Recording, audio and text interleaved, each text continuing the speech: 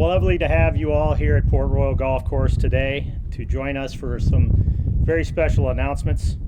I'm Sean Sovacool. I'm the Tournament Director of the Bermuda Championship. I'm joined today by Bermuda Tourism Authority Interim CEO Glenn Jones, Senator and Junior Minister of Tourism and Transport Crystal Caesar, Bermuda Tourism Authority Director of Sports Business Development Hazel Clark, also Port Royal's Golf Course Assistant Manager Stephen Lambert, with exciting news today about the 2020 Bermuda Championship, which will be played October 26th through November 1st right here at our own Port Royal. Being only 1 month away, it's obviously a very exciting time for us. The team and I are extremely busy, but it's a fun busy, and we're really, really excited. At this time, I'd like to invite Glenn Jones up to share some great news about the tournament. Thanks, Glenn. Thank you, Sean, and welcome to Senator Caesar and my friend Stephen here. And thank you all for joining us this afternoon for what feels like a really good day to be celebrating Bermuda tourism. First, as the title sponsor, the Bermuda Tourism Authority is absolutely thrilled and grateful that this second Bermuda Championship can be held at all. I don't need to tell you that 2020 has been an extremely disruptive year, decimating the travel and sports everywhere. So it is a huge boost to our industry, to our stakeholders, to golf, and to the country, that despite the pandemic, the championship will take place next month as planned. Not only is it going to happen, but it's going to happen with new, exciting developments this time around, which will take it to an entirely new level. Allow me to list some of the specific changes the PGA Tour has made to this year's event. A $1 million increase to the purse, making it $4 million in total prize money. An award of 500 FedEx Cup points to the winner. A field size expansion from 120 to 132 players. And the winner's qualification for the 2021 Masters Tournament. Add to that the fact all 4 rounds will be televised on Golf Channel, giving Bermuda the benefit of more than 50 hours of total broadcast time this year, far more than last year. Today we have an additional update that is another fantastic win for this 2020 event. The PGA Tour and the Bermuda government have jointly granted permission for a limited number of general admission spectators per day for next month's championship. The number of spectators is still to be finalized under Bermuda's public gatherings regulations, but what it means is the Bermuda Championship will be the first PGA Tour event since the start of the pandemic to welcome general admission spectators on site at a tournament venue. Bermuda residents, as well as visitors, will therefore be able to attend the championship in person. Tickets go live this afternoon via the championship website and the Premier Tickets portal. The gates here will open to the public from Thursday, October 28th to Sunday, November 1st, and general admission tickets are available online only for $35. We are grateful to the government, to our health officials, to the PGA Tour, and to Bruno event team for their help in making this possible. It's a testament to Bermuda's enviable health and safety record that has allowed a pro sports event of this scope to go ahead. And it demonstrates the very real value of our island's stunning outdoor venues, including the spectacular Port Royal Golf Course here. Let me underscore 3 important ingredients that made this moment possible because they can't be overstated. 1, wise decision-making from the top, which has produced prudent management of the pandemic for our country. 2, public health officials who every day instill confidence in the island's signature hospitality nature and the COVID testing protocols. And 3, every member of the community who has taken compliance seriously and followed the rules. Without these 3 things, all of them, we would not be approaching this milestone in Bermuda's tourism industry recovery. Everyone who is hearing this message probably falls into one of those 3 categories, so on behalf of Bermuda's tourism industry, you have my sincere thanks. Lastly, and most importantly, we will continue to work closely with all parties to ensure this year's event is carried out safely and responsibly for the benefit of spectators, players, and organizers. Thank you. I'd like to invite now Senator Crystal Caesar, Junior Minister of Tourism, to say a few words. She is no stranger to this game. As some of you know, she is the finance manager at the Mid-Ocean Club. Senator. Thank you, Glenn. Good afternoon, everyone. It is my pleasure to congratulate everyone involved in the Bermuda Championship for their commitment and dedication to keeping this 2020 event on the calendar and to now making it an even more significant tournament. That's good for the championship and great for Bermuda. As Glenn noted, next month's event will be open to general admission spectators. We know the whole community will be excited by this news, and our government is pleased to be able to support a special exemption to the current public gatherings regulations for this purpose. We are confident the Bermuda Championship will showcase Bermuda as a safe and responsible destination. Numerous health and safety criteria are being put in place to protect everyone involved. These will include temperature checks, wearing a face mask upon entry and around the golf course, physical distancing with 6 feet of separation, the use of hand sanitizer with units placed throughout the venue. It should be noted that for the safety of spectators and players, autographs will not be permitted at this year's event. It has been Bermuda's successful management of the pandemic which has allowed this to move forward. We hope it demonstrates our commitment and has come together to protect our island and has made Bermuda an example in terms of sensible regulations, rigorous level of per capita testing, and careful contact tracing.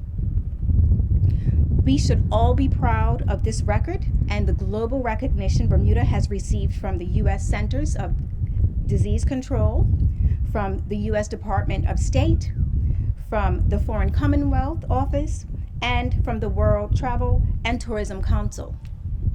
We must continue to be vigilant as a country and as an industry. In the meantime, we look forward to a very successful championship.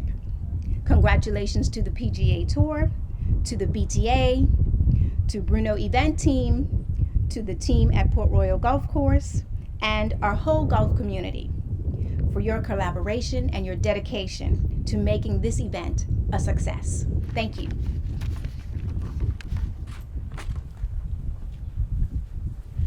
Thank you, Senator. Thanks for being with us. The success of last year's event was one of those things that I just thought was an amazing undertaking. So many people were involved with the event, and I have to stop and say thank you every time I see them.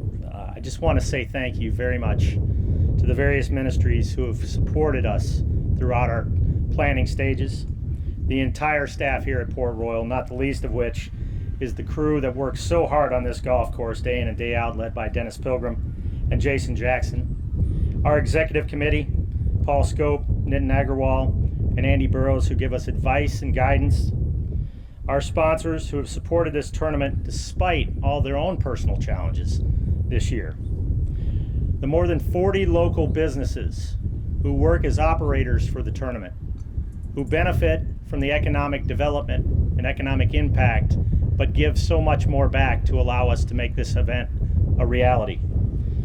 Our dedicated teams of volunteers, the more than 20 committees that help us with the championship, and last but not least, to my team, Justin, Danielle, Becky, Curdy, Dee Dee, and Arden, who have worked so hard through a very trying time. It's been an up and down year with many challenges, and we're incredibly grateful for everybody. We feel like we have an exceptional plan to keep people safe. We're grateful for the government for giving us the opportunity to be the first back. And rest assured that we're going to put every minute into planning a way that everybody can come out here, enjoy the 200 acres around us, and enjoy themselves safely. In addition to being able to purchase general admission tickets, there's also other availabilities that you can find on our website. whether it's VIP tickets, which are limited, Pro-Am teams, which are still available, and volunteer opportunities that are still available as well. You can find them all on BermudaChampionship.com. When we entered Bermuda last summer, with a very shortened time frame to put it on, we never thought our first two events were going to look like they are. But we're going to make it through it, and we're going to put on a great show. And most importantly, we're going to give back to the community. Giving back to the community is what these events are all about. The PGA Tour in 2019 surpassed $3 billion in giving in its history. To put that into perspective, if you take every U.S. professional league and put them all together, the PGA Tour outshines them. We're very, very proud to be a part of that, and we've got big things planned for the future. But last year we were able to really start the process by focusing in some very key areas. Our volunteer program, which is now led by Danielle Bianco. We had more than 25 charities participating with us. And for each person who participates for those charities, we reward $200 for their efforts. Last year's giving was over $50,000, and we look to grow on that this year. Another important area that we wanted to focus on was junior golf. We were very fortunate this year with the huge help from Hazel to land a junior golf event that will be here for years to come. In association with the American Junior Golf Association, the Bermuda Tourism Authority, as well as Bermuda Golf Association, we're able to host an event starting in 2021 that will not only be a great economic impact opportunity, but give the youth of the island the opportunity to play against some of the greatest players of amateur status in the world. And finally, given the importance of our focus on climate risk for so many of our partners on island, we felt it important to shed the light on the Bermuda Institute of Ocean Sciences, whose incredible work in the areas of research and education have allowed us to teach anyone about the importance of sustainability in life. Today we are delighted to award BIOS a check for $124,400 and to have Kaitlin Noyes with us, BIOS Director of Education and Community. May she come up and say a few words, please.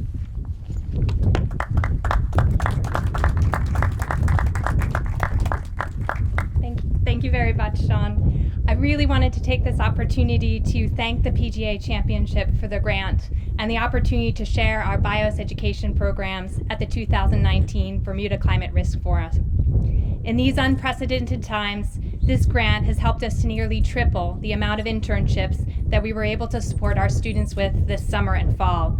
We awarded over $40,000 in direct funding support to Bermudian students working with us in the sciences at BIOS. As a part of some of these projects, we were able to survey 8 of Bermuda's beaches for microplastics, the product of larger plastics as they're broken down by sunlight and wave energy. We've removed, weighed, and sifted over a pound of these tiny confetti-sized plastics. On behalf of these students and our team at BIOS, I wanted to thank you so much for supporting us in making the difference to our students in a particularly challenging year. We look forward to continuing our work with the BTA and continuing to partner with the PGA Championship and the Bermuda Climate Risk Forum. Thank you very much.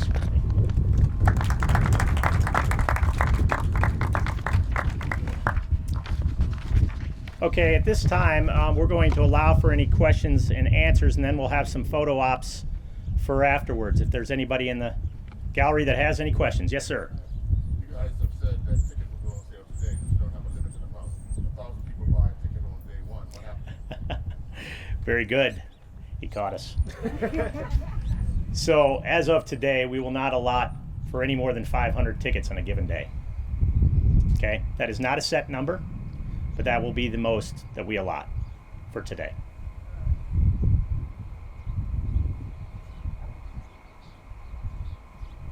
Any other questions? I don't wish to get ahead of myself, but have you yet announced any names? Thank you. We haven't announced any names. We made this about our tickets going on for sale, okay? You'll see here by the end of the week, we're going to start to make some announcements about our field, okay? And some of those folks will learn more about that in the interim. We've got to go through the process of making sure that we have everybody signed up. We've got some names to feed people by the end of this week, and then we're going to continue that process through the course of the next 4 weeks. I think with everything that Glenn pointed out at the beginning of this and what it now means from a FedEx Cup standpoint, the Masters, the purse, etc., we feel really good about our chances of getting some really nice names here. Piggyback off of that, deadline is Friday before the tournament starts. That's correct. Correct. Friday. With all the policies and procedures in place for Bermuda, is that feasible to get someone here after that date and be ready for a deal? We've addressed that with the players. The players understand that they have to get tested and have a negative result before they can get on that plane. That doesn't mean that they won't get tested and still not choose to come. But if anybody's doing the planning, they've been well informed what the process is. Yeah. So are you saying there is no 2-week quarantine for the players who are selected? No, the players will come in and they'll be tested just like anybody else. Okay, so they'll have the process of being tested in advance. They'll be tested on day 1, and then we've received an exemption for their testing on day 4.